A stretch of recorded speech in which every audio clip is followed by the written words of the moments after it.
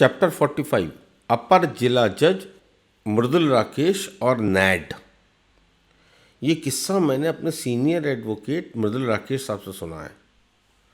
किस्सा बताने के पहले मैं आपकी वाकफियत मृदुल राकेश साहब से कराना चाहता हूँ।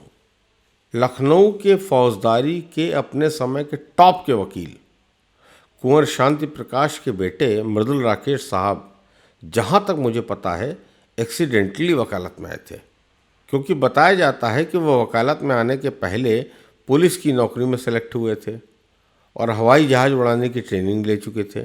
मगर अपने वालिद साहब की तरह फौजदारी की वकालत में उन्होंने भी शोहरत की बुलंदियां हासिल की। मजाकिया अंदाज में कभी कभी वे अपनी बहस को यूं पेश करते थे कि फैसला हासिल कर लेते थे और लोगों को बहुत देर बाद पता चलता था कि मामला बहुत सीरियस था, मगर राकेश साहब हंसते बोलते फैसला हासिल कर अदालत से निकल जाते थे। मृदुल राकेश साहब की मेहरबानी मुझ पर कुछ खास इसलिए थी कि वो समझते थे कि नई उम्र के होने के बाद भी मैं थोड़ा बहुत पढ़ाई लिखाई में भी मेहनत कर रहा था, और दूसरी बात ये थी कि मैं बाबू महेश चंद साहब का शागिर्द था, जिनकी वो खासी इज्जत करते थे। महेश चंद्रा साहब अपने समय के बड़े टॉप के वकील थे और फूड एडल्ट्रेशन के मामले में ख्याल में यूपी में वो टॉप के वकील थे, जो मेरे गुरु थे, मेरे सीनियर थे। तो आज की तारीख में मृदुल राकेश साहब हाई कोर्ट के सीनियर एडवोकेट हैं, और एक दिन यूं ही मैंने उनसे कहा कि मैं अदालती तजर्बात पर एक किताब लिखने की कोशिश कर रहा हूँ और मैं चाहता हूँ कि उनका भी कोई ऐसा तजर्बा हासिल हो जिसे सुनकर पढ़ने वाले लोगों के लबों पर मुस्कान पैबस्त हो जाए। तो उन्होंने जो किस्से मुझे बताए वो चंद आपके पेश नज़र हैं। राकेश साहब को वकालत करते हुए 25 साल से ऊपर हो गया था और लखनऊ में फौजदारी के वकीलों में वो सबसे मशहूर जो नाम थे उनमें से एक नाम उनका था। जिला जज से लेकर हाईकोर्ट तक उनके नाम का डंका बजने लगा था।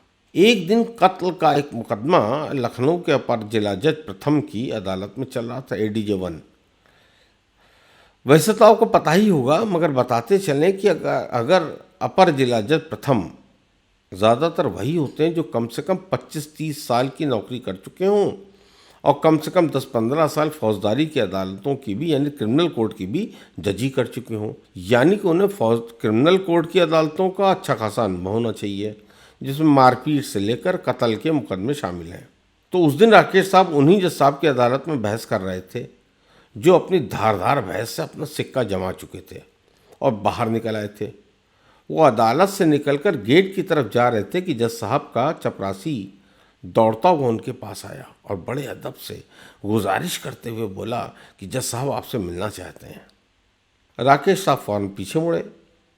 यहाँ ये बात याद रखिएगा कि उस समय तक राकेश साहब हाई कोर्ट के सीनियर एडवोकेट डिज़ाइनेट हो चुके थे, लेकिन पूरे अदब के साथ जज साहब के चैम्बर में पहुँचे, जहाँ जज साहब ने खड़े होकर उनका इस्तकबाल किया और चंद लम्हे साथ गुजारने की गुजारिश भी की।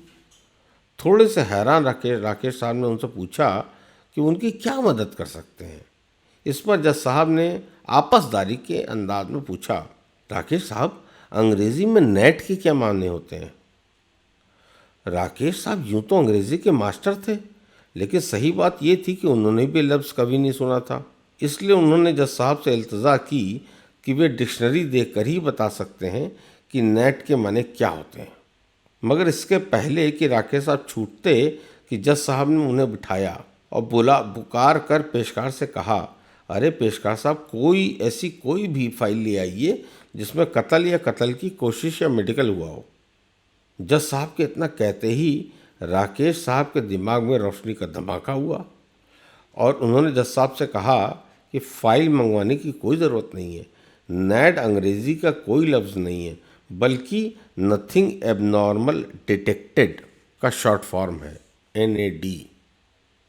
जज साहब ने चैन की सांस ली, उन्हें शुक्रिया अदा किया और राकेश साहब चैम्बर से बाहर निकल आए। वो गेट की तरफ जा ही रहे थे कि ठिठक कर खड़े हो गए और अपने आप से पूछने लगे कि इन जज साहब ने अपनी ज़िंदगी में हज़ारों मुकदमे कत्ल, मारपीट, डकैती वगैरह के सुने होंगे, मगर उन्होंने इस पर फैसला कैसे दिया होगा? क्योंकि वो नेट के मायने ही नहीं जानते थे। राकेश साहब ने अपने ख़ास जूनियर से पता चलाया तो पता चला कि जज साहब ऐसे किसी मुकदमे में फैसला देते ही नहीं थे जिन पर मेडिकल पोस्टमार्टम छुआ हो, क्योंकि वो ऐसे फैसलों को खून से रंगी हुई फाइल मानते हुए उनको छूना पाप समझते थे। राकेश साहब ने इतना सुनते ही अपना माथा पीट लिया।